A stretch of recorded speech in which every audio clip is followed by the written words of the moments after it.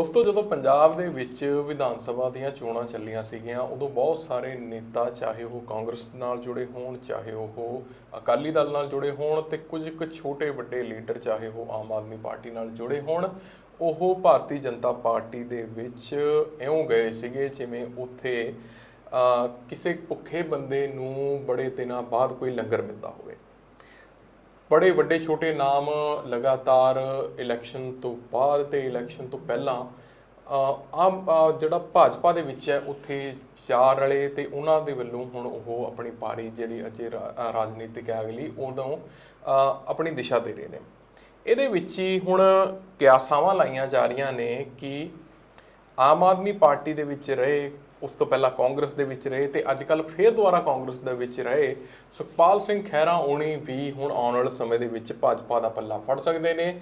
ਉਹ ਕਮਲ ਫੜ ਕੇ ਹੋ ਸਕਦਾ ਜਿਹੜੇ ਚਿੱਕੜ ਦੇ ਵਿੱਚ ਇਸ ਸਮੇਂ ਰਾਜਨੀਤਿਕ ਕਰੀਅਰ ਕਾਂਗਰਸੀ ਨੇਤਾਵਾਂ ਦਾ ਚੱਲ ਰਿਹਾ ਹੈ ਉਹਨੂੰ ਪਾਰ ਕਰ ਪਾਉਣ।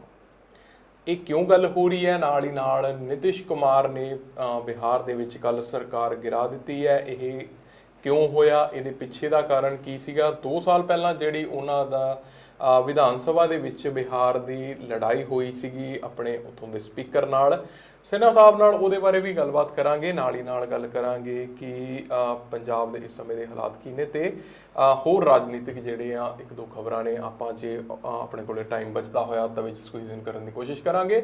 ਚਰਚਾ ਦੇ ਲਈ ਅੱਜ ਸਾਡੇ ਨਾਲ ਜੁੜੇ ਨੇ ਵਾਈ ਮੀਡੀਆ ਚੈਨਲ ਦੇ ਭਾਰਤ ਦੇ ਪ੍ਰਮੁੱਖ ਸਰਦਾਰ ਇੰਦਰਜੀਤ ਸਿੰਘ ਬਖਸ਼ੀ ਜੀ। ਪਹਿਲਾਂ ਇਹਨਾਂ ਦਾ ਸਵਾਗਤ ਕਰ ਲੈਂਦੇ ਹਾਂ। ਬਖਸ਼ੀ ਸਾਹਿਬ ਬਹੁਤ ਬਹੁਤ ਸਵਾਗਤ ਜੀ। ਸਤਿ ਸ਼੍ਰੀ ਅਕਾਲ ਜੀ। ਸਤਿ ਸ਼੍ਰੀ ਅਕਾਲ ਜੀ। ਬਖਸ਼ੀ ਸਾਹਿਬ, ਜੇ ਇਹ ਕਿਹਾ ਜਾਵੇ ਕਿ ਸੁਖਪਾਲ ਸਿੰਘ ਖਹਿਰਾ ਹੁਣ ਹੋ ਸਕਦਾ ਆਉਣ ਵਾਲੇ ਸਮੇਂ ਦੇ ਵਿੱਚ ਭਾਜਪਾ ਦਾ ਪੱਲਾ ਫੜ ਲੈਣ, ਇਹਦੇ 'ਚ ਕਿੰਨੀ ਕੁ ਸੱਚਾਈ ਹੋ ਸਕਦੀ ਹੈ? ਨਾਲ ਹੀ ਨਾਲ ਇਹ ਗੱਲ ਆਈ ਕਿੱਥੋਂ? ਕਿਉਂਕਿ ਕੱਲ੍ਹ ਦੀ ਸੋਸ਼ਲ ਮੀਡੀਆ ਤੇ ਬੜੀ ਜ਼ਿਆਦਾ ਵਾਇਰਲ ਹੋ ਰਹੀ ਹੈ। ਤਰੁਣ ਚੁੱਗਣਾ ਨਾਲ ਇਹਨਾਂ ਦੀਆਂ ਫੋਟੋਆਂ ਨੇ ਜਿਹੜੀਆਂ ਉਹ ਲਗਾ ਕੇ ਲੋਕੀ ਤਰ੍ਹਾਂ ਦੀਆਂ ਗੱਲਾਂ ਕਰ ਰਹੇ ਨੇ। ਅਕਾਲੀ ਦਲ ਨੇ ਜਿਹੜਾ ਇੱਕ ਬਿਆਨ ਇਹਦੇ ਤੇ ਦਿੱਤਾ ਕਿ ਘੱਟੋ ਘੱਟ ਤੁਸੀਂ ਨਾਮ ਹੀ ਬਦਲ ਲੈਂਦੇ ਜੇ ਹੋਰ ਕੁਝ ਨਹੀਂ ਸੀਗਾ। ਉਹ ਐਂ ਲੱਗ ਰਿਹਾ ਸੀਗਾ ਕਿ ਇੱਕ ਨਾਮ ਹਟਾ ਕੇ ਤੇ ਦੂਜਾ ਨਾਮ ਹੀ ਬਸ ਉੱਪਰ ਫੇਰ ਦਿੱਤਾ ਗਿਆ ਤੇ ਇਹਦੇ ਉੱਤੇ ਆਪਾਂ ਕੀ ਹੈਗਾ ਇਹ ਪੂਰਾ ਮਾਮਲਾ ਤੇ ਇਹ ਕਿਉਂ ਚਰਚਾ ਚੱਲੀ ਹੈ ਕਿ ਸੁਖਪਾਲ ਖਹਿਰਾ ਨੇ ਜਿਹੜੇ ਹੁਣ ਉਹ ਭਾਜਪਾ ਵੱਲ ਜਾ ਸਕਦੇ ਆ? ਬੋਨੀ, ਕੱਲ ਖਬਰ ਜਦੋਂ ਇਹ ਸ਼ਾਮ ਦੁਪਹਿਰੇ ਜਦੋਂ ਨਿਕਲ ਕੇ ਬਾਹਰ ਆਈ ਹੈ ਤੇ ਖਾਸ ਕਰਕੇ ਸ਼੍ਰੋਮਣੀ ਅਕਾਲੀ ਦਲ ਦੇ ਜਿਹੜੇ ਯੂਥ ਦੇ ਲੀਡਰ ਨੇ ਬੰਟੀ ਰੁਮਾਣਾ, ਉਹਨਾਂ ਨੇ ਇਸ ਉੱਤੇ ਜਿਹੜਾ ਹੈਗਾ ਸੀ ਇਸ ਤੋਂ ਪਰਦਾ ਚੁੱਕਿਆ ਸੀ। ਖਬਰ ਕੀ ਹੈ? ਖਬਰ ਇਹ ਹੈ ਕਿ ਪਿਛਲੇ ਦਿਨ ਤੁਹਾਨੂੰ ਪਤਾ ਹੈ ਕਿ ਵੀਸੀ ਦਾ ਵਿਵਾਦ ਜਿਹੜਾ ਸੀ ਸਿਹਤ ਮੰਤਰੀ ਦੇ ਨਾਲ ਹੋਇਆ ਸੀ ਗੱਦਿਆਂ ਨੂੰ ਲੈ ਕੇ ਤੇ ਉਸ ਤੋਂ ਬਾਅਦ ਆਪਾਂ ਵੇਖਿਆ ਕਿ ਰਾਜਨੀਤੀ ਕਾਫੀ ਜਿਹੜੀ ਸੀ ਉਹ ਗਰਮਾਈ ਸੀ। ਖਾਸ ਕਰਕੇ ਕਾਂਗਰਸ ਨੇ ਇਸ ਨੂੰ ਜ਼ਿਆਦਾ ਤੂਲ ਦਿੱਤੀ ਸ਼੍ਰੋਮਣੀ ਅਕਾਲੀ ਦਲ ਨੇ ਵੀ ਸੀ, ਪਰ ਕਾਂਗਰਸ ਦੇ ਜਿਵੇਂ ਰਾਜਾ ਵੜਿੰਗ ਉੱਥੇ ਚਲੇ ਗਏ, ਫਿਰ ਉਸ ਤੋਂ ਬਾਅਦ ਹੋਰ ਲੀਡਰ ਵੀ ਜਿਹੜੇ ਆ ਵੀਸੀ ਸਾਹਿਬ ਨੂੰ ਮਿਲਣ ਗਏ ਆ ਤੇ ਕਿਤੇ ਨਾ ਕਿਤੇ ਪੂਰੇ ਪ੍ਰਕਰਨ ਨੂੰ ਜਿਹੜਾ ਹੈਗਾ ਆਪਾਂ ਕਹਿ ਸਕਦੇ ਹਾਂ ਕਿ ਰਾਜਨੀਤੀਕਰਨ ਉਸਦਾ ਕਰ ਦਿੱਤਾ ਗਿਆ ਹੈਗਾ। ਤੇ ਉਸ ਤੋਂ ਬਾਅਦ ਸੁਖਪਾਲ ਸਿੰਘ ਖਹਿਰਾ ਨੇ ਵੀ ਇਸ ਦੇ ਵਿਰੋਧ ਦੇ ਵਿੱਚ ਇੱਕ ਪ੍ਰੈਸ ਨੋਟ ਜਾਰੀ ਕੀਤਾ ਤੇ ਇੱਕ ਪ੍ਰੈਸ ਨੋਟ ਜਾਰੀ ਕੀਤਾ ਸੀ ਭਾਜਪਾ ਦੇ ਜਿਹੜੇ ਰਾਸ਼ਟਰੀ ਪ੍ਰਵਕਤਾ ਹੈਗੇ ਤਰੁਣ ਚੁੱਗ, ਉਹਨਾਂ ਨੇ ਵੀ ਇੱਕ ਪ੍ਰੈਸ ਨੋਟ ਜਾਰੀ ਕੀਤਾ। ਜੋ ਜਾਣਕਾਰੀ ਹੈ ਕਿ ਦੋਨਾਂ ਪ੍ਰੈਸਾਂ ਨੋਟ ਦੀ ਜਿਹੜੀ ਮਤਲਬ ਫੌਂਟ ਤੋਂ ਲੈ ਕੇ ਠੀਕ ਹੈ ਤੇ ਜਿਹੜੀ ਸ਼ਬਦਾਵਲੀ ਹੈ ਉਹ ਬਿਲਕੁਲ ਰੂਬਰੂ ਹੈ, ਸੇਮ ਹੈ। ਸਿਰਫ ਤੇ ਸਿਰਫ ਫਰਕ ਕੀ ਹੈ? ਫਰਕ ਹੈ ਸੁਖਪਾਲ ਸਿੰਘ ਖਹਿਰਾ ਕਾਂਗਰਸ, ਇੱਧਰੋਂ ਤਰੁਣ ਚੁੱਗ ਭਾਜਪਾ। ਹੁਣ ਵਿਰੋਧੀਆਂ ਨੇ ਜਿਹੜੇ ਆ ਉਹ ਸਵਾਲ ਚੱਕਣੇ ਸ਼ੁਰੂ ਕਰ ਦਿੱਤੇ ਕਿ ਭਾਈ ਤੁਸੀਂ ਦੱਸ ਦਿਓ, ਹਮੇਸ਼ਾ ਜਿਹੜੀ ਚਲੋ ਫੰਡਿੰਗ ਦੀ ਗੱਲ ਹੁੰਦੀ ਹੈ ਕਿ ਫੰਡਿੰਗ ਕਿੱਥੋਂ ਆਉਂਦੀ ਹੈ ਤੇ ਜੇਕਰ ਸੁਖਪਾਲ ਸਿੰਘ ਖਹਿਰਾ ਦੇ ਪਿੱਛੇ ਭਾਜਪਾ ਦੇ ਲੋਕ ਕੰਮ ਕਰ ਰਹੇ ਹੈ ਜਾਂ ਤਰੁਣ ਚੁੱਗ ਦਾ ਸਾਥ ਜਿਹੜਾ ਹੈਗਾ ਉਹ ਕਾਂਗਰਸ ਦੇ ਕੁਝ ਬੰਦੇ ਕਰ ਰਹੇ ਨੇ ਕਿ ਉਹਨਾਂ ਨੂੰ ਪ੍ਰੈਸ ਨੋਟ ਜਾਂ ਇਸ ਤਰ੍ਹਾਂ ਦੇ ਜਿਹੜੇ ਮੁੱਦੇ ਜਿਹੜੇ ਹੈਗੇ ਆ ਇੱਥੋਂ ਦੀ ਬਣਾ ਕੇ ਦੇ ਰਹੇ ਹੈਗੇ ਆ, ਇਸ ਨੇ ਜਿਹੜਾ ਹੈਗਾ ਪੰਜਾਬ ਦੀ ਰਾਜਨੀਤੀ ਦੇ ਵਿੱਚ ਇੱਕ ਫਿਰ ਤੋਂ ਜਿਹੜੀ ਹੈ ਉਹ ਚਰਚਾ ਛੇੜ ਦਿੱਤੀ ਹੈ ਕਿ ਜਿਹੜੇ ਰਾਜਨੀਤੀ ਲੋਕ ਹੁੰਦੇ ਨੇ ਉਹ ਟੀਵੀ ਤੇ ਮੀਡੀਆ ਦੇ ਵਿੱਚ ਜਾਂ ਆਪਾਂ ਕਹਿੰਦੇ ਕਿ ਸੁਰਖੀਆਂ ਦੇ ਵਿੱਚ ਹਮੇਸ਼ਾ ਇੱਕ ਦੂਜੇ ਨੂੰ ਗਾਲਾਂ ਕੱਢਦੇ ਜ਼ਰੂਰ ਦਿਖਦੇ ਆ, ਪਰ ਜਦੋਂ ਗੱਲ ਆਉਂਦੀ ਹੈ ਆਪਸੀ ਭਾਈਚਾਰੇ ਦੀ ਕਿਤੇ ਨਾ ਕਿਤੇ ਤਾਂ ਉਹ ਰਾਜਨੀਤਿਕ ਦੁਸ਼ਮਣ ਜਿਹੜੇ ਹੈਗੇ ਆ ਮਿੰਟਾਂ ਦੇ ਵਿੱਚ ਕਿਵੇਂ ਦੋਸਤ ਬਣ ਜਾਂਦੇ ਆ, ਉਹਦੀਆਂ ਵੀ ਕਈ ਉਦਾਹਰਨਾਂ ਹੈਗੀਆਂ ਨੇ, ਉਹਨਾਂ ਤੇ ਵੀ ਆਪਾਂ ਚਰਚਾ ਕਰਾਂਗੇ ਅੱਜ ਜ਼ਰੂਰ। ਪਰ ਜਿਸ ਤਰ੍ਹਾਂ ਇਹ ਪ੍ਰੈਸ ਨੋਟ ਵਾਲੀ ਗੱਲ ਜਿਵੇਂ ਸਾਹਮਣੇ ਆਈ ਹੈ, ਉਸ ਤੋਂ ਬਾਅਦ ਸ਼੍ਰੋਮਣੀ ਅਕਾਲੀ ਦਲ ਨੂੰ ਜਿਹੜਾ ਹੈਗਾ ਉਹ ਮੁੱਦਾ ਮਿਲ ਗਿਆ ਕਿ ਅਸੀਂ ਤਾਂ ਪਹਿਲਾਂ ਹੀ ਕਹਿੰਦੇ ਸੀ ਕਿ ਕਾਂਗਰਸ ਤੇ ਭਾਜਪਾ ਵੀ ਪਈ ਇੱਕੋ ਹੈ, ਕਿਉਂਕਿ ਹਰ ਕੋਈ ਪਾਰਟੀ ਜਿਹੜੀ ਹੈਗੀ ਹੈ ਜਦੋਂ ਉਹਨਾਂ ਦੀ ਨਹੀਂ ਚੱਲ ਰਹੀ ਹੁੰਦੀ ਉਹ ਦੋ ਪਾਰਟੀ ਨੂੰ ਆਪਸ ਚ ਮਿਲਾ ਦਿੰਦੇ ਆ। ਕਦੇ ਆਮ ਆਦਮੀ ਪਾਰਟੀ ਤੇ ਭਾਜਪਾ ਜਿਹੜੇ ਆ ਮਿਲੇ ਹੁੰਦੇ ਨੇ, ਕਦੇ ਆਮ ਆਦਮੀ ਪਾਰਟੀ ਤੇ ਕਾਂਗਰਸ ਮਿਲੀ ਹੁੰਦੀ ਹੈ, ਕਦੇ ਕਾਂਗਰਸ ਅਤੇ ਸ਼੍ਰੋਮਣੀ ਅਕਾਲੀ ਦਲ ਜਿਹੜਾ ਹੈਗਾ ਉਹ ਮਿਲਿਆ ਹੁੰਦਾ ਹੈਗਾ। ਇਹ ਚੀਜ਼ਾਂ ਪੰਜਾਬ ਦੀ ਰਾਜਨੀਤੀ ਦੇ ਵਿੱਚ ਪਿਛਲੇ ਕਾਫੀ ਸਮੇਂ ਤੋਂ ਚੱਲਦੀਆਂ ਆ ਰਹੀਆਂ ਨੇ। ਮੌਕਾ ਉਦੋਂ ਮਿਲਦਾ ਹੈ ਜਦੋਂ ਇਸ ਤਰ੍ਹਾਂ ਦੀਆਂ ਘਟਨਾਵਾਂ ਹੁੰਦੀਆਂ ਨੇ, ਕਿਉਂਕਿ ਇਹ ਕੋਈ ਨੋਰਮਲ ਗੱਲ ਨਹੀਂ ਹੈਗੀ ਆਪਾਂ ਜੇ ਦੇਖਿਆ ਜਾਵੇ, ਕਿਉਂਕਿ ਤੁਸੀਂ ਇੱਕ ਪ੍ਰੈਸ ਨੋਟ ਜਾਰੀ ਕਰ ਰਹੇ ਹੋ, ਤੁਸੀਂ ਇੱਕ ਮਤਲਬ ਕੋਈ ਛੋਟੇ ਲੀਡਰ ਨਹੀਂ ਹੋ। ਸੁਖਪਾਲ ਸਿੰਘ ਖਹਿਰਾ ਦਾ ਨਾਮ ਪੰਜਾਬ ਦੀ ਰਾਜਨੀਤੀ ਦੇ ਵਿੱਚ ਬਹੁਤ ਵੱਡਾ ਹੈ।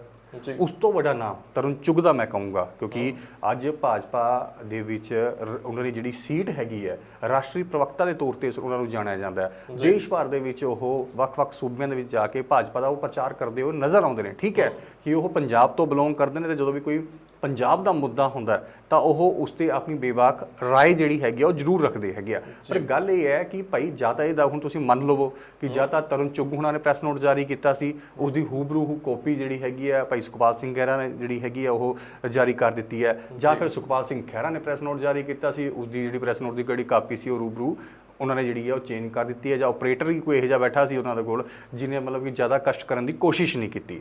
ਕਿਤੇ ਨਾ ਕਿਤੇ ਤਾਂ ਟੈਕਨੀਕਲੀ ਕੋਈ ਗਲਤੀ ਹੈਗੀ ਹੈ ਨਾ, ਪਰ ਇਸ ਦਾ ਖਮਿਆਜ਼ਾ ਜਿਹੜਾ ਹੈਗਾ ਦੋਨਾਂ ਨੂੰ ਇਸ ਸਮੇਂ ਇਸ ਲਈ ਪੁੱਛਣਾ ਪੈ ਰਿਹਾ ਕਿਉਂਕਿ ਮੀਡੀਆ ਦੇ ਵਿੱਚ ਦੋਨਾਂ ਦੇ ਆਪਸੀ ਸੰਬੰਧਾਂ ਨੂੰ ਲੈ ਕੇ ਇੱਕ ਵਾਰ ਚਰਚਾ ਜਿਹੜੀ ਹੈਗੀ ਆ ਉਹ ਜ਼ਰੂਰ ਛਿੜ ਗਈ ਹੈ। ਜੀ ਔਰ ਨਾਲ ਹੀ ਨਾਲ ਇੱਥੇ ਗੱਲ ਇਹ ਵੀ ਹੈ ਕਿ ਜੇਲ੍ਹ ਵਿੱਚ ਬੈਠੇ ਨਵਜੋਤ ਸਿੰਘ ਸਿੱਧੂ ਬੜੇ ਖੁਸ਼ ਹੋ ਰਹੇ ਹੋਣੇ ਹੋ, ਕਿਉਂਕਿ ਉਹ ਤਾਂ ਪਹਿਲਾਂ ਹੀ ਕਹਿੰਦੇ ਸੀ ਕਿ 75-25 ਚੱਲਦੀ ਹੈ, ਤੇ ਜਿਹੜਾ ਇਹ ਹੁਣ ਮਾਮਲਾ ਸਾਹਮਣੇ ਆਇਆ, ਅੱਛਾ ਦਿਲਚਸਪ ਮਾਮਲਾ ਬਖਸ਼ੀ ਸਾਹਿਬ ਇਹ ਐਂ ਵੀ ਹੋ ਜਾਂਦਾ ਕਿਉਂਕਿ ਇੱਕ ਦੋ ਦਿਨ ਪਹਿਲਾਂ ਹੀ ਸੁਖਪਾਲ ਸਿੰਘ ਖਹਿਰਾ ਨੇ ਆਪਣੇ ਜਿਹੜਾ ਫੇਸਬੁੱਕ ਤੇ ਟਵਿੱਟਰ ਹੈਂਡਲ ਹੈ ਉਹਦੇ ਉੱਤੇ ਭਗਵੰਤ ਮਾਨ ਉਹਨਾਂ ਦੀ ਇੱਕ ਕਟਿੰਗ ਪਾਈ ਸੀਗੀ ਉਹਨਾਂ ਦੇ ਫੇਸਬੁੱਕ ਪੇਜ ਤੋਂ ਚੱਕ ਕੇ ਕਿ ਦੇਖੋ ਜੀ ਪੰਜਾਬੀ ਦੀਆਂ 4 ਲਾਈਨਾਂ ਲਿਖੀਆਂ ਨੇ, ਤੇ ਉਹਦੇ ਵਿੱਚੋਂ ਕੁਝ ਕੁ ਛੋਟੀਆਂ ਉਹਨਾਂ ਨੇ ਗਲਤੀਆਂ ਕੱਢ ਕੇ ਦਿਖਾਈਆਂ ਸੀ, ਜਿਵੇਂ ਚੱਚੇ ਦੇ ਉੱਤੇ ਉਹਨਾਂ ਨੇ ਲਾਂ ਨਹੀਂ ਲਾਈ ਸੀਗੀ ਇੱਕ ਥਾਂ ਤੇ ਐਵੇਂ ਦੀਆਂ 4-5 ਉਹਨਾਂ ਨੇ ਗਲਤੀਆਂ ਦੱਸੀਆਂ ਸੀਗੀਆਂ ਕਿ ਇੱਕ ਲਾਈਨ ਦੇ ਵਿੱਚ ਇੰਨੀਆਂ ਗਲਤੀਆਂ ਨੇ।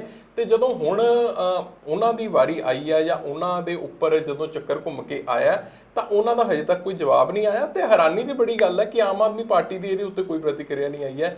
ਜਾਂ ਤਾਂ ਉਹਨਾਂ ਦਾ ਆਈਟੀ ਵਿੰਗ ਹਜੇ ਥੋੜਾ ਜਿਹਾ ਜਿਹੜਾ ਉਹਨਾਂ ਸਰਗਰਮ ਨਹੀਂ ਹੈ, ਦੂਜੇ ਪਾਸੇ ਲੱਗਿਆ ਹੋਇਆ ਹੈ, ਜਾਂ ਗੁਜਰਾਤ ਵੱਲ ਜ਼ਿਆਦਾ ਧਿਆਨ ਹੈ, ਜਾਂ ਜਿਹੜਾ ਹਿਮਾਚਲ ਵੱਲ ਜਿਹੜਾ ਜ਼ਿਆਦਾ ਧਿਆਨ ਹੈ, ਕਿਉਂਕਿ ਇਸ ਗੱਲ ਨੂੰ ਤਾਂ ਹੁਣ ਤੱਕ ਜੇ ਰਾਜਨੀਤਿਕ ਪਾਰਟੀ ਤੁਹਾਡੀ ਐਸੀ ਹੈ ਜਿਹਦੇ ਸੰਬੰਧ ਇੱਕ ਰਾਜਨੇਤਾ ਨਾਲ ਉਸ ਤਰ੍ਹਾਂ ਦੇ ਨੇ ਜਿਸ ਤਰ੍ਹਾਂ ਦੇ ਸੁਖਪਾਲ ਸਿੰਘ ਖਹਿਰਾ ਦੇ ਨੇ ਤੇ ਆਮ ਆਦਮੀ ਪਾਰਟੀ ਦੇ ਨੇ, ਕਿਉਂਕਿ ਆਪਾਂ ਦੇਖਿਆ ਸੀਗਾ ਕਿ ਜਦੋਂ ਇਹ ਵਿਰੋਧੀ ਧਿਰ ਦੇ ਵਿੱਚ ਸੀਗੇ, ਵਿਰੋਧੀ ਧਿਰ ਦੇ ਨੇਤਾ ਵਜੋਂ ਇਹਨਾਂ ਨੂੰ ਹਟਾਇਆ ਗਿਆ, ਉਸ ਤੋਂ ਬਾਅਦ ਪੂਰਾ ਘਮਸਾਨ ਮਚਿਆ, ਬਹੁਤ ਜ਼ਿਆਦਾ ਜਿਹੜਾ ਪਾਰਟੀ ਦਾ ਉਸ ਸਮੇਂ ਨੁਕਸਾਨ ਵੀ ਹੋਇਆ। 10 ਐਮਐਲਏ ਨੇ ਜਿਹੜੇ ਇੱਕ ਸਮੇਂ ਦੇ ਉੱਤੇ ਇਹਨਾਂ ਨਾਲ ਤੁਰ ਗਏ ਸੀਗੇ ਆਮ ਆਦਮੀ ਪਾਰਟੀ ਨੂੰ ਛੱਡ ਕੇ। ਉਸ ਤੋਂ ਬਾਅਦ ਖੈਰ ਮੁੜ ਕੇ ਅੱਧੇ ਵਾਪਸ ਆ ਗਏ, ਕੁਛ ਕੁ ਨੇ ਜਿਹੜੇ ਉਹ ਰਾਜਨੀਤਿਕ ਕੈਰੀਅਰ ਆਪਣਾ ਛੱਡ ਕੇ ਦੁਬਾਰਾ ਆਪਣੇ ਜਿਹੜੇ ਪਹਿਲਾਂ ਵਾਲੇ ਕਿੱਤੇ ਸੀਗੇ ਉਹਨਾਂ ਵਿੱਚ ਚਲੇ ਗਏ। ਪਰ ਇਹਨੂੰ ਆਮ ਆਦਮੀ ਪਾਰਟੀ ਨੇ ਕਿਉਂ ਨਹੀਂ ਚੱਕਿਆ, ਇਹ ਬੜੀ ਹੈਰਾਨੀ ਦੀ ਗੱਲ ਹੈ। ਨਾਲ ਹੀ ਨਾਲ ਫਿਰ ਸਵਾਲ ਉਹੀ ਉੱਠ ਜਾਂਦਾ ਕਿ ਜੇਕਰ ਤੁਸੀਂ ਨਕਲ ਕਰਨੀ ਵੀ ਹੈ ਤਾਂ ਬੜੇ ਪੁਰਾਣਾ ਜਿਹੜਾ ਹੈਗਾ ਉਹ ਪ੍ਰਵਰਬ ਹੈ ਵੀ ਜਦੋਂ ਤੁਸੀਂ ਨਕਲ ਕਰਨੀ ਵੀ ਹੈ ਤਾਂ ਉਹਨੂੰ ਵੀ ਅਕਲ ਨਾਲ ਕਰੋ, ਕਿ ਥੋੜਾ ਬਹੁਤਾ ਉੱਪਰ ਥੱਲੇ ਕਰ ਲੈਂਦੇ, ਪਹਿਰਾ ਉੱਪਰ ਥੱਲੇ ਕਰ ਲੈਂਦੇ। ਤੁਸੀਂ ਗੱਲ ਉਹੀ ਕਰਨੀ ਹੈ ਤਾਂ ਘੱਟੋ ਘੱਟ ਤੁਸੀਂ ਸ਼ਬਦਾਵਲੀ ਉਹਨੂੰ ਚੇਂਜ ਕਰ ਲੈਂਦੇ। ਪਰ ਜਿਵੇਂ ਤੁਹਾਨੂੰ ਕਿਹਾ ਵੀ ਹੋ ਸਕਦਾ ਕੋਈ ਜਿਹੜਾ ਐਡੀਟਰ ਬੈਠਾ ਹੋਵੇ ਉਹਨੇ ਉੱਪਰ ਥੱਲੇ ਕਰ ਲਈ ਹੋਵੇ, ਕਿਉਂਕਿ ਜਿਹੜੇ ਰਾਜਨੇਤਾ ਨੇ ਉਹ ਸਾਡੇ ਤੁਹਾਡੇ ਵਰਗੇ ਬੰਦੇ ਨਹੀਂ ਹੁੰਦੇ, ਉਹ ਸਰਕਾਰੀ ਸਕੂਲਾਂ ਵਿੱਚ ਜਾਂ ਕਿਸੇ ਛੋਟੇ ਲੈਵਲ ਦੇ ਪਬਲਿਕ ਸਕੂਲਾਂ ਵਿੱਚ ਪੜ੍ਹੇ ਨਹੀਂ ਹੁੰਦੇ। ਹੋ ਸਕਦਾ ਹੈ ਉਹਨਾਂ ਨੂੰ ਪੰਜਾਬੀ ਲਿਖਣੀ ਨਾ ਆਉਂਦੀ ਹੋਵੇ, ਜਿਵੇਂ ਕਿ ਬੜੀ ਵਾਰੀ ਹੋਇਆ। ਆਪਾਂ ਪਿੱਛੇ ਜੇ ਖਬਰਾਂ ਦੇ ਵਿੱਚ ਦੇਖਿਆ ਸੀਗਾ ਕਿ ਮਾਨ ਸੀਗੇ, ਉਹ ਪੰਜਾਬੀ ਭਾਸ਼ਾ ਦੀ ਗੱਲ ਕਰ ਰਹੇ ਸੀਗੇ ਤੇ ਜਿਹੜੇ ਬੋਰਡ ਲਿਖੇ ਹੋਏ ਸੀ ਉਹਨਾਂ ਦੇ ਉਹ ਇੰਗਲਿਸ਼ ਦੇ ਵਿੱਚ ਲਿਖੇ ਹੋਏ ਸੀਗੇ। ਸੋ ਇਸ ਤਰ੍ਹਾਂ ਦੀਆਂ ਗੱਲਾਂ ਵੀ ਚੱਲਦੀਆਂ ਰਹਿੰਦੀਆਂ ਨੇ।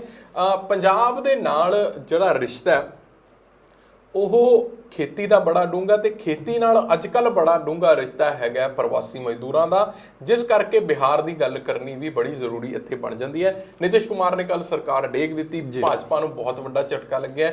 ਇਹ ਬੜੇ ਟਾਈਮ ਤੋਂ ਕਿਆਸਾਂ ਲਾਈਆਂ ਜਾ ਰਹੀਆਂ ਸੀਗੀਆਂ ਕਿ ਹੋ ਸਕਦਾ ਹੈ ਜਿਹੜੇ ਕੁਮਾਰ ਸਾਹਿਬ ਨੇ ਉਹ ਜਿਹੜੀ ਸਰਕਾਰ ਡੇਗ ਦੇਣ, ਕਿਉਂਕਿ ਅੰਦਰ ਖਾਤੇ ਦੱਸਿਆ ਜਾ ਰਿਹਾ ਸੀਗਾ ਕਿ ਸਭ ਚੰਗਾ ਨਹੀਂ ਹੈ। ਇਹ ਸਰਕਾਰ ਡਿੱਗਣ ਦੇ ਤੁਸੀਂ ਕਾਰਨ ਕੀ ਸਮਝਦੇ ਹੋ? ਇੱਕ ਕਾਰਨ ਹੈ ਜਿਹੜਾ ਉਹ ਖੁੱਲ੍ਹ ਕੇ ਤਾਂ ਇਹ ਸਾਹਮਣੇ ਆ ਰਿਹਾ ਕਿ ਭਾਜਪਾ ਜਿੱਥੇ ਵੀ ਜਾਂਦੀ ਹੈ ਓਰੀਜਨਲ ਪਾਰਟੀਜ਼ ਨੂੰ ਖਾ ਜਾਂਦੀ ਹੈ। ਬੋਨੀ ਬਿਲਕੁਲ ਤੁਸੀਂ ਸਹੀ ਕਿਹਾ ਕਿ ਜਦੋਂ ਵੀ ਭਾਜਪਾ ਕਿਸੇ ਵੀ ਸੂਬੇ 'ਚ ਜਾਂਦੀ ਹੈ ਤਾਂ ਉੱਥੇ ਜਾ ਕੇ ਉਹਦਾ ਮਕਸਦ ਜਿਹੜਾ ਹੈਗਾ ਉਹ ਮਤਲਬ ਉਹ 5 ਸਾਲ ਰਾਜ ਕਰਨਾ ਨਹੀਂ ਹੁੰਦਾ। ਉਹ ਮਕਸਦ ਹੁੰਦਾ ਕਿ ਆਪਣੇ ਵੋਟ ਬੈਂਕ ਨੂੰ ਕਿਸ ਤਰ੍ਹਾਂ ਅੱਗੇ ਜਿਹੜਾ ਹੈਗਾ ਉਹ ਵਧਾਇਆ ਜਾਵੇ। ਜੇਕਰ ਆਪਾਂ ਗੱਲ ਕਰੀਏ ਕਿ ਸਾਰਿਆਂ ਨਾਲੋਂ ਪਹਿਲਾਂ ਆਪਾਂ ਗੱਲ ਕਰਦੇ ਹਾਂ ਜਿਵੇਂ ਜੰਮੂ ਕਸ਼ਮੀਰ ਦੀ ਗੱਲ ਕਰ ਲੈਂਦੇ ਹਾਂ। ਜੰਮੂ ਕਸ਼ਮੀਰ ਦੇ ਵਿੱਚ ਵੀ ਆਪਾਂ ਦੇਖਿਆ ਕਿ ਮੁਫਤੀ ਉਹਨਾਂ ਨਾਲ ਕੀ ਹੋਇਆ, ਉਹਨਾਂ ਨੂੰ ਸਪੋਰਟ ਕੀਤੀ। ਮਹਿਬੂਬਾ ਮੁਫਤੀ, ਹਾਂ, ਪਹਿਲਾਂ ਉਹਨਾਂ ਨੂੰ ਸਪੋਰਟ ਕੀਤੀ, ਫਿਰ ਸਪੋਰਟ ਕਰਨ ਤੋਂ ਬਾਅਦ ਉਹਨਾਂ ਨੂੰ ਸਪੋਰਟ ਵਾਪਸ ਲੈ ਲਈ, ਫਿਰ ਉਹਨਾਂ ਤੋਂ ਜਿਹੜਾ ਹੈਗਾ ਉੱਥੇ ਤੁਸੀਂ 370 ਵੀ ਲਗਾ ਦਿੱਤੀ ਹੈਗੀ ਹੈ। ਮਤਲਬ ਕਹਿਣ ਦਾ ਮਤਲਬ ਇਹ ਆ ਕਿ ਇਹ ਉਹ ਪਾਰਟੀ ਆਪਾਂ ਕਹਿੰਦੇ ਆ ਪੂਰੇ ਆਪਣੇ ਇੰਡੀਆ ਦੇ ਵਿੱਚ ਕਿ ਜਿੱਥੇ ਜਾਂਦੀ ਹੈ ਉੱਥੇ ਦੇ ਉੱਤੇ ਇੰਡੀਵਿਜੂਅਲ ਤੌਰ 'ਤੇ ਜਿਹੜਾ ਹੈਗਾ ਉਹ ਕਬਜ਼ਾ ਕਰਨ ਦੀ ਕੋਸ਼ਿਸ਼ ਕਰਦੀ ਹੈ।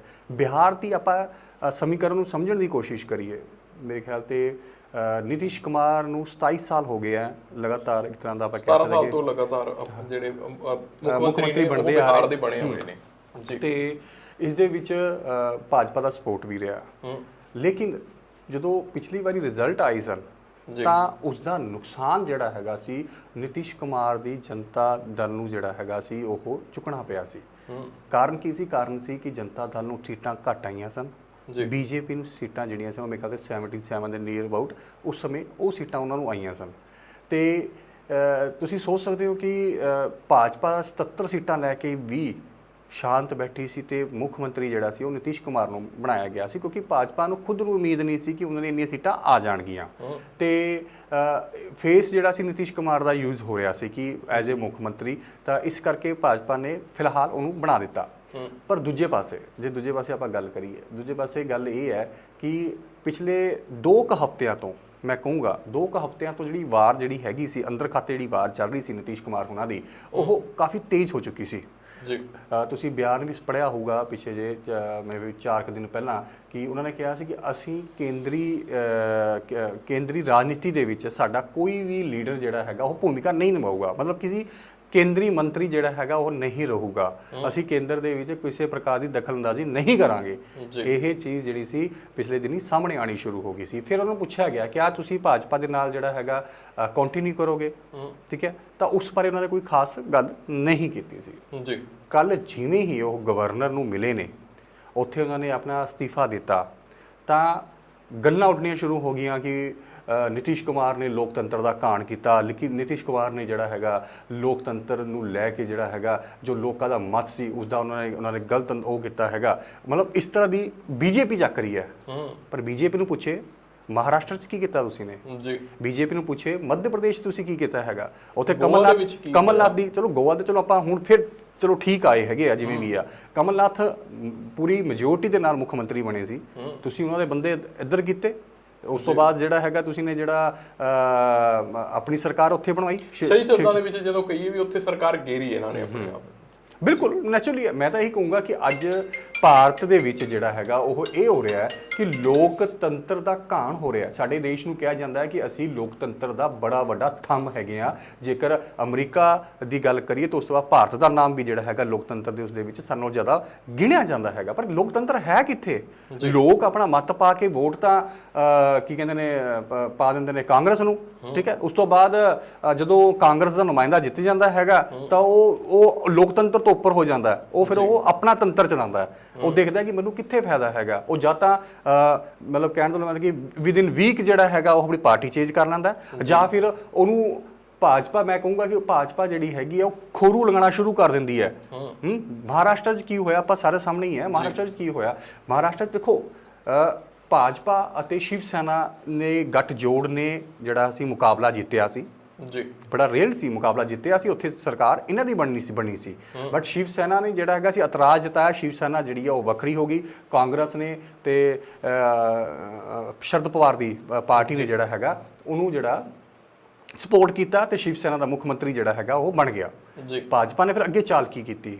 ਹੌਲੀ ਹੌਲੀ ਸ਼ਿੰਦੇ ਨੂੰ ਪਟ ਲਿਆ। ਹਾਂ ਬਿਲਕੁਲ, ਸ਼ਿੰਦੇ ਨੂੰ ਪਟ ਲਿਆ, ਠੀਕ ਹੈ। ਅੱਜ ਦੁਬਾਰਾ ਭਾਜਪਾ ਅਤੇ ਸ਼ਿਵ ਸੈਨਾ ਦਾ ਨਾਮ ਤਾਂ ਆਪਾਂ ਇਸ ਸਮੇਂ ਕਹੀਏ ਤਾਂ ਹੁਣ ਜਿਹੜੀ ਹੈ ਇਸ ਤੇ ਵੀ ਜੰਗ ਸ਼ੁਰੂ ਹੋਣੀ ਹੈ ਕਿ ਸ਼ਿਵ ਸੈਨਾ ਅਸਲ ਕਿਹੜੀ ਆ, ਠੀਕ ਹੈ ਨਾ, ਅਸਲ ਕਿਹੜੀ ਹੈ ਸ਼ਿਵ ਸੈਨਾ। ਕਿਉਂਕਿ ਅੱਜ ਦੀ ਡੇਟ ਦੇ ਵਿੱਚ ਐਮਐਲਏ ਉਹਨਾਂ ਕੋਲ ਜ਼ਿਆਦਾ, ਕੱਲ ਦੁਬਾਰਾ ਵੋਟਾਂ ਪੈਣਗੀਆਂ, ਕੱਲ ਕੀ ਹੋਊਗਾ ਜੇ ਕੁਝ ਨਹੀਂ ਪਤਾ। ਪਰ ਇੱਕ ਗੱਲ ਸਾਫ਼ ਹੈ ਕਿ ਸਾਡੇ ਦੇਸ਼ ਦਾ ਲੋਕਤੰਤਰ ਜਿਹੜਾ ਹੈਗਾ ਕਿਤੇ ਨਾ ਕਿਤੇ ਉਹ ਅੱਜ ਖਤਰੇ ਦੇ ਵਿੱਚ ਹੈਗਾ, ਇਸ ਕੋਈ ਦੋ ਰਾਏ ਨਹੀਂ ਹੈਗੀ ਹੈ। ਕਿਉਂਕਿ ਜੇਕਰ ਵੋਟ ਪਾ ਕੇ ਵੀ ਅਸੀਂ ਆਪਣੀ ਸਰਕਾਰ ਨਹੀਂ ਚੁਣ ਸਕਦੇ, ਠੀਕ ਹੈ, ਤਾਂ ਸਾਨੂੰ ਵੋਟ ਪਾਉਣ ਦਾ ਅਧਿਕਾਰ ਹੀ ਨਹੀਂ ਹੋਣਾ ਚਾਹੀਦਾ ਫਿਰ ਤਾਂ। ਜੀ ਬਖਸ਼ੀ ਸਾਹਿਬ, ਤੁਹਾਨੂੰ ਇੱਥੇ ਮਾੜਾ ਜਿਹਾ ਮੈਂ ਟੋਕੂੰਗਾ, ਕਿਉਂਕਿ ਪੰਜਾਬ ਦੇ ਵਿੱਚ ਜਦੋਂ ਵਿਧਾਨ ਸਭਾ ਦੀਆਂ ਚੋਣਾਂ ਹੁਣ ਚੱਲ ਰਹੀਆਂ ਸੀਗੀਆਂ 2022 ਦੀਆਂ, ਉਦੋਂ ਲੋਕਾਂ ਦੇ ਮਨ ਦੇ ਵਿੱਚ ਇੱਕ ਖਦਸ਼ਾ ਇਹ ਵੀ ਸੀਗਾ ਕਿ ਹੋ ਸਕਦਾ ਜੇ ਅਸੀਂ ਆਮ ਆਦਮੀ ਪਾਰਟੀ ਨੂੰ ਵੋਟਾਂ ਅਸੀਂ ਪਾਈਏ ਤੇ ਉਸ ਤੋਂ ਬਾਅਦ ਬੰਦੇ ਵਿਕ ਨਾ ਜਾਣ। ਇਹ ਬੜੇ ਲੋਕਾਂ ਦੇ ਵਿੱਚ ਅੰਡਰ ਦਾ ਕਵਰ ਹੈ ਜਿਹੜੀ ਇਹ ਗੱਲਬਾਤ ਚੱਲ ਰਹੀ ਸੀਗੀ, ਕਿਉਂਕਿ ਉਦੋਂ ਗੱਲਾਂ ਇਹ ਚੱਲ ਰਹੀਆਂ ਸੀ ਕਿ ਮੈਜੋਰਟੀ ਕਿਸੇ ਦੀ ਨਹੀਂ ਆਣੀ। ਸਾਰੇ ਜਿਹੜੇ ਵਿਸ਼ਲੇਸ਼ਕ ਨੇ ਉਹਨਾਂ ਦੀ ਗੱਲਾਂ ਇਹੀ ਸੀਗੀਆਂ ਕਿ ਮੈਜੋਰਟੀ ਕਿਸੇ ਦੀ ਨਹੀਂ ਆਣੀ, 40-45 ਸੀਟਾਂ ਆ ਜਾਣਗੀਆਂ, ਕਿਸੇ ਦੀਆਂ 60 ਆ ਜਾਣਗੀਆਂ। ਕੋਈ ਵੀ ਕਹਿ ਨਹੀਂ ਰਿਹਾ ਸੀਗਾ ਕਿ 70+ ਸੀਟਾਂ ਕੋਈ ਲੈ ਜਾਊਗਾ ਜਾਂ ਸਰਕਾਰ ਕੋਈ ਪੰਜਾਬ ਦੇ ਵਿੱਚ ਪੱਕੀ ਬਣਾ ਜਾਊਗਾ। ਉਦੋਂ ਇਹ ਗੱਲ ਬਹੁਤ ਚੱਲ ਰਹੀ ਸੀਗੀ ਕਿ ਅਸੀਂ, ਹਰ ਇੱਕ ਬੰਦਾ ਇਹ ਦਾਅਵਾ ਕਰ ਰਿਹਾ ਸੀ ਕਿ ਅਸੀਂ ਸਰਕਾਰ ਬਣਾ ਲੈਣੀ। ਹਰ ਇੱਕ ਪਾਰਟੀ ਜਿਹੜੀ ਕਾਂਗਰਸ ਤੇ ਆਪ ਦੇ ਵਿੱਚ ਜਿਹੜੀ ਮੇਨ ਟੱਕਰ ਸੀਗੀ ਉਹਦੇ ਵਿੱਚ ਇਹ ਮੰਨਿਆ ਜਾ ਰਿਹਾ ਸੀਗਾ ਕਿ ਬੜੇ ਸਾਰੇ ਜਿਹੜੇ ਨੇਤਾ ਨੇ ਉਹਨਾਂ ਦੀ ਜਿਹੜੀ ਖਰੀਦ ਹੋਣੀ ਹੈ ਉਹ ਹੋਣੀ ਹੈ। ਹੁਣ ਕਿਉਂਕਿ ਜਦੋਂ ਚੰਨੀ ਸਾਹਿਬ ਦੀ ਸਰਕਾਰ ਹੈ ਜਿਹੜੀ ਲਾਸਟ ਵਾਲੇ ਸਮੇਂ ਦੇ ਵਿੱਚ ਆਈ ਸੀ ਕਿ ਬੜੇ ਸਾਰੇ ਆਮ ਆਦਮੀ ਪਾਰਟੀ ਦੇ ਲੀਡਰ ਕੈਮਰੇ ਦੇ ਉੱਤੇ ਆਪਾਂ ਦੇਖੇ ਨੇ ਕਿ ਜਿਵੇਂ ਮਾਣੋ ਕਿ ਉਹਨਾਂ ਦੀ ਇੱਕ ਵੀਡੀਓ ਬੜੀ ਵਾਇਰਲ ਹੋਈ ਸੀਗੀ ਜਿਸ 'ਚ ਉਹ ਗੱਡੀ ਮੰਗ ਰਹੇ ਸੀਗੇ। ਫਿਰ ਉਸ ਤੋਂ ਬਾਅਦ ਬੜੇ ਸਾਰੇ ਜਿਹੜੇ ਨੇਤਾ ਨੇ ਉਹ ਆਮ ਆਦਮੀ ਪਾਰਟੀ ਛੱਡ ਕੇ ਕਾਂਗਰਸ ਦੇ ਵਿੱਚ ਚਲੇ ਵੀ ਗਏ। ਤੇ ਇਸੇ ਤਰ੍ਹਾਂ ਲੋਕਾਂ ਦੇ ਅੰਦਰ ਦਿਲਾਂ ਦੇ ਵਿੱਚ ਇੱਕ ਡਰ ਸੀਗਾ ਕਿ ਅਸੀਂ ਆਪਣੀ ਵੋਟ ਪਾ ਦਈਏ ਤੇ ਉਹ ਵੋਟ ਖਰਾਬ ਨਾ ਹੋ ਜੇ, ਉਹ ਮਤ ਦਾ ਜਿਹੜਾ ਦਾਨ ਹੈ ਅਸੀਂ ਕੀਤਾ ਉਹ ਖਰਾਬ ਨਾ ਹੋ ਜੇ।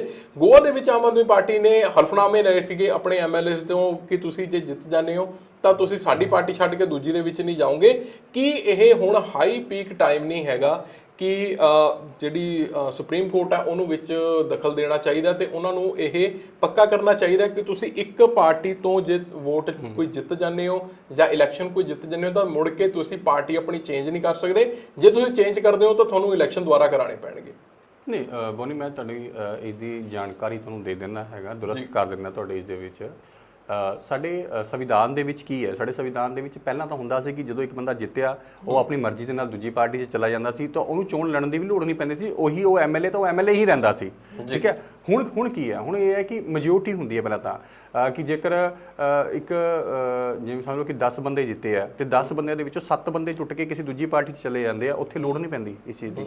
ਜੇਕਰ 10 ਦੇ ਵਿੱਚੋਂ ਇੱਕ ਬੰਦਾ ਟੁੱਟ ਕੇ ਜਾ ਰਿਹਾ, 2 ਬੰਦੇ ਟੁੱਟ ਕੇ ਜਾ ਰਹੇ ਹੈਗੇ, ਉੱਥੇ ਕੀ ਹੁੰਦਾ ਕਿ ਉੱਥੇ ਜਾ ਕੇ ਉਸ ਬੰਦੇ ਨੂੰ ਪਹਿਲਾਂ ਤਾਂ ਅਸਤੀਫਾ ਦੇਣਾ ਪੈਂਦਾ, ਪਾਰਟੀ ਉਸ ਨੂੰ ਕੱਢ ਦਿੰਦੀ ਹੈਗੀ ਹੈ। ਉਸ ਤੋਂ ਬਾਅਦ ਉਹਨੂੰ ਜਿਹੜੀ ਵੀ ਜੇ ਉਹ ਲੋਕ ਸਭਾ ਦੇ ਵਿੱਚ ਹੈ ਮਤਲਬ MP ਹੈ ਤਾਂ ਉਹਨੂੰ MP ਦੀ MPਸ਼ਿਪ ਤੋਂ ਜਿਹੜਾ ਹੈਗਾ ਅਸਤੀਫਾ ਦੇਣਾ ਪਊਗਾ। ਉਸ ਤੋਂ ਬਾਅਦ ਜਿਹੜਾ ਹੈਗਾ ਉਸ ਨੂੰ ਆਪਾਂ ਜੇਕਰ ਗੱਲ ਕਰੀਏ ਜੇ MLA ਹੈ ਤਾਂ ਉਹਨੂੰ ਵਿਧਾਨ ਸਭਾ ਦੇ ਵਿੱਚ ਉਹਨੂੰ ਅਸਤੀਫਾ ਦੇਣਾ ਪਊਗਾ। ਤਾਂ ਜਿਹੜੀ ਪਾਰਟੀ ਦੇ ਵਿੱਚ ਜਾਊਗਾ ਤਾਂ ਉਸ ਸੀਟ ਤੇ ਦੁਬਾਰਾ ਇਲੈਕਸ਼ਨ ਹੋਏਗੀ, ਉੱਥੇ ਦੁਬਾਰਾ ਇਲੈਕਸ਼ਨ ਹੋਣ ਤੋਂ ਬਾਅਦ ਜੇ ਜਿੱਤੂਗਾ ਤਾਂ ਉਹ ਫਿਰ ਉਸ ਪਾਰਟੀ ਦਾ ਮੈਂਬਰ ਕਹਿਲਾਊਗਾ।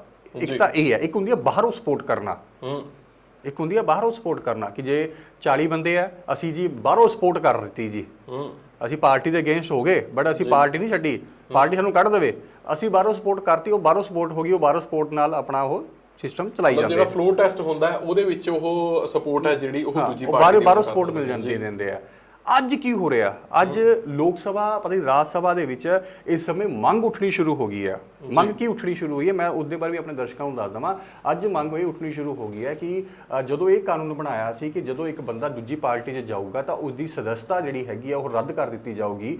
ਤੇ ਅੱਜ ਉਸ ਤੋਂ ਵੀ ਲੋਕੀ ਜਿਹੜੇ ਹੈਗੇ ਆ, ਮੈਂ ਕਹੂੰਗਾ ਸਾਡੇ ਲੀਡਰ ਇੰਨੇ ਕਿ ਜ਼ਿਆਦਾ ਸਿਆਣੇ ਹੋ ਗਏ, ਉਹਨਾਂ ਨੇ ਇਸ ਦਾ ਵੀ ਬਦਲ ਜਿਹੜਾ ਹੈਗਾ ਲੱਭਿਆ ਹੋਇਆ। ਤਾਂ ਹੁਣ ਮੰਗ ਇਹ ਉੱਠਦੀ ਹੈ ਕਿ ਜਿਹੜਾ ਵੀ ਵਿਅਕਤੀ, ਜੇ ਸਮਝ ਲਓ ਕਿ ਆਮ ਆਦਮੀ ਪਾਰਟੀ ਤੋਂ ਫਲਾਣਾ ਸਿੰਘ ਜੇ ਜਿੱਤ ਕੇ ਆਇਆ ਹੈ ਤਾਂ ਉਹ ਹੁਣ ਫਲਾਣਾ ਸਿੰਘ ਹੀ ਜਿਹੜਾ ਹੈਗਾ ਉਹ 5 ਸਾਲ ਆਮ ਆਦਮੀ ਪਾਰਟੀ ਦਾ ਹੀ ਮੈਂਬਰ ਰਹੇਗਾ। ਹਾਂ, ਜੇਕਰ ਫਲਾਣਾ ਸਿੰਘ ਨੇ ਆਪਾਂ ਨੇ ਕਾਂਗਰਸ ਦੇ ਵਿੱਚ ਜਾਣਾ ਤਾਂ ਉਸ ਨੂੰ 6 ਸਾਲ ਤੱਕ ਚੋਣ ਲੜਨ ਦਾ ਅਧਿਕਾਰ ਨਹੀਂ ਹੋਣਾ ਚਾਹੀਦਾ। ਮਤਲਬ ਕਹਿਣ ਦਾ ਮਤਲਬ ਹੈ ਕਿ ਉਹ ਕਾਨੂੰਨ ਇਸ ਤਰ੍ਹਾਂ ਦਾ ਬਣਾਉਣਾ ਚਾਹੁੰਦੇ ਨੇ। ਇਹ ਹੁਣ ਆਵਾਜ਼ ਵੱਖ-ਵੱਖ ਪਾਰਟੀਆਂ ਚੱਕ ਰਹੀਆਂ, ਮੈਨੂੰ ਜਾਂ ਨਾਮ ਮੈਂ ਪਾਰਟਿਕੂਲਰ ਨਾਮ ਨਹੀਂ ਮੈਨੂੰ ਇਸ ਸਮੇਂ ਯਾਦ ਹੈ ਕਿ ਇਹ ਮੁੱਦਾ ਕਿਸ ਨੇ ਚੱਕਿਆ ਸੀ, ਬਟ ਇਹ ਆਵਾਜ਼ ਚੁੱਕੀ ਗਈ ਆ ਕਿ ਭਾਈ ਜਿਹੜਾ ਜੇਕਰ ਕੋਈ ਬੰਦਾ ਪਾਰਟੀ ਬਦਲੇਗਾ ਤਾਂ ਉਹਨੂੰ 6 ਸਾਲ ਇਲੈਕਸ਼ਨ ਲੜਨ ਨਾ ਦਿਓ। ਹੁਣ ਕੀ ਹੋਏਗਾ, ਉਹਨੂੰ ਡਰ ਹੋਏਗਾ ਕਿ ਮੈਂ ਜਾਊਂਗਾ, ਮੈਂ 6 ਸਾਲ ਰਾਜਨੀਤੀ ਤੋਂ ਦੂਰ ਹੋ ਜਾਊਂਗਾ, 6 ਸਾਲ ਬਾਅਦ ਮੈਨੂੰ ਕੀ ਪਤਾ ਮੈਂ ਦੁਬਾਰਾ ਜਿਹੜਾ ਹੈਗਾ ਉਹ ਸਰਵਾਈਵ ਕਰ ਪਾਊਂਗਾ ਜਾਂ ਨਹੀਂ ਕਰ ਪਾਊਂਗਾ। ਇਹ ਬੜੀਆਂ ਵੱਡੀਆਂ ਮਤਲਬ ਮੈਂ ਕਹਿ ਸਕਦਾ ਕਿ ਇੱਕ ਇਸ ਚੀਜ਼ ਜਿਹੜੀ ਆਪਾਂ ਦੇਖਦੇ ਹਾਂ ਜੋ ਪਿਛਲੇ ਦਿਨਾਂ ਤੋਂ ਕੁਝ ਘਟਨਾਵਾਂ ਹੋ ਰਹੀਆਂ ਨੇ, ਲੋਕਤੰਤਰ ਨੂੰ ਜੇਕਰ ਅਸੀਂ ਬਚਾਉਣਾ ਹੈਗਾ ਤਾਂ ਇਹ ਮੁੱਦਾ ਵੀ ਜਿਹੜਾ ਹੈਗਾ ਇਸ ਉੱਤੇ ਵੀ ਵਿਚਾਰ ਕਰਨ ਦੀ ਜ਼ਰੂਰਤ ਹੈ। ਕਿਉਂਕਿ ਜਿਸ ਨੁਮਾਇੰਦੇ ਨੂੰ ਮੈਂ ਹਮੇਸ਼ਾ ਕਹਿੰਦਾ ਹੁੰਦਾ ਕਿ ਕੱਲੀ ਵੋਟ ਜਿਹੜੀ ਹੈ ਉਹ ਬੰਦੇ ਦੇ ਫੇਸ ਤੇ ਨਹੀਂ ਪੈਂਦੀ ਹੁੰਦੀ, ਬੰਦੇ ਦੇ ਪਿੱਛੇ ਜਿਹੜੀ ਪਾਰਟੀ ਖੜੀ ਹੁੰਦੀ ਹੈ, ਵੋਟ ਜਿਹੜੀ ਹੈ ਉਸ ਦੇ ਉੱਤੇ ਵੀ ਪੈਂਦੀ ਹੁੰਦੀ ਹੈ। ਇਹ ਕਿਤੇ ਨਾ ਕਿਤੇ ਪਾਰਟੀ ਨਾਲ ਧੋਖਾ ਹੁੰਦਾ ਹੈ, ਕਿਤੇ ਨਾ ਕਿਤੇ ਲੋਕਾਂ ਦੇ ਨਾਲ ਧੋਖਾ ਹੁੰਦਾ ਹੈ, ਜਦੋਂ ਉਹ ਬੰਦਾ ਬਿਨਾਂ ਕੁਝ ਲਾਲਚ ਦੇ ਕਾਰਨ, ਮੈਂ ਤਾਂ ਇਹੀ ਕਹੂੰਗਾ, ਚਾਹੇ ਉਹ ਮੰਤਰੀ ਪ੍ਰੀਸ਼ਦ ਦਾ ਲਾਲਚ ਹੈ, ਚਾਹੇ ਉਹ ਪੈਸਿਆਂ ਦਾ ਲਾਲਚ ਹੈ, ਉਸ ਨੂੰ ਵੇਖਦੇ ਉਹ ਬੰਦਾ ਪਾਰਟੀ ਚੇਂਜ ਕਰ ਲੈਂਦਾ ਜੀ।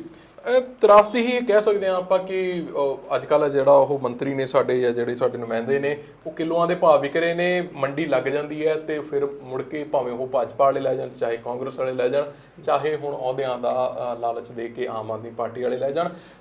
ਪਰ ਆਪਣੇ ਜਾਣ ਦਾ ਸਮਾਂ ਹੋ ਗਿਆ। ਬਖਸ਼ੀ ਸਾਹਿਬ, ਤੁਸੀਂ ਸਾਡੇ ਨਾਲ ਜੁੜੇ ਜੀ, ਬਹੁਤ ਧੰਨਵਾਦ ਤੁਹਾਡਾ ਇਸ ਲਈ। ਬਹੁਤ ਬਹੁਤ ਧੰਨਵਾਦ ਸਾਰਿਆਂ ਨੂੰ ਜੀ। ਸੋ ਦੋਸਤੋ, ਇਸ ਸਾਡਾ ਅੱਜ ਦਾ ਪ੍ਰੋਗਰਾਮ ਕਿਵੇਂ ਲੱਗਿਆ ਤੁਹਾਨੂੰ ਤੁਸੀਂ ਕਮੈਂਟ ਸੈਕਸ਼ਨ ਦੇ ਵਿੱਚ ਜ਼ਰੂਰ ਦੱਸਿਓ। ਕੱਲ੍ਹ ਨੂੰ ਫਿਰ ਇਸੇ ਟਾਈਮ ਤੁਹਾਡੇ ਸਾਹਮਣੇ ਹਾਜ਼ਰ ਹੋ ਜਾਵਾਂਗੇ ਨਵੇਂ ਮੁੱਦੇ ਲੈ ਕੇ। ਜੋ ਵੀ ਨਵੀਂ ਡਿਵੈਲਪਮੈਂਟਸ ਹੋਈਆਂ, ਜਾਂ ਤੁਸੀਂ ਜੇ ਕੋਈ ਮੁੱਦਾ ਚਾਹੁੰਦੇ ਹੋ ਅਸੀਂ ਚੁੱਕੀਏ ਪਰਟੀਕੂਲਰਲੀ, ਤਾਂ ਸਾਨੂੰ ਸਾਡੇ ਕਮੈਂਟ ਸੈਕਸ਼ਨ ਦੇ ਵਿੱਚ ਦੱਸਿਓ। ਅਸੀਂ ਕੋਸ਼ਿਸ਼ ਕਰਾਂਗੇ ਕਿ ਤੁਹਾਡਾ ਮੁੱਦਾ ਆਪਣੇ ਪ੍ਰੋਗਰਾਮ ਦੇ ਵਿੱਚ ਜ਼ਰੂਰ ਲਿਆ ਜਾਵੇ। ਮੈਂ ਜੀ ਬੋਨੀ ਬਿੰਦਰ, ਕੱਲ੍ਹ ਤੁਹਾਨੂੰ ਫਿਰ ਮਿਲਦੇ ਹਾਂ ਇਸੇ ਜਿਹੇ ਟਾਈਮ। ਬਹੁਤ ਧੰਨਵਾਦ। ਸਤਿ ਸ਼੍ਰੀ ਅਕਾਲ।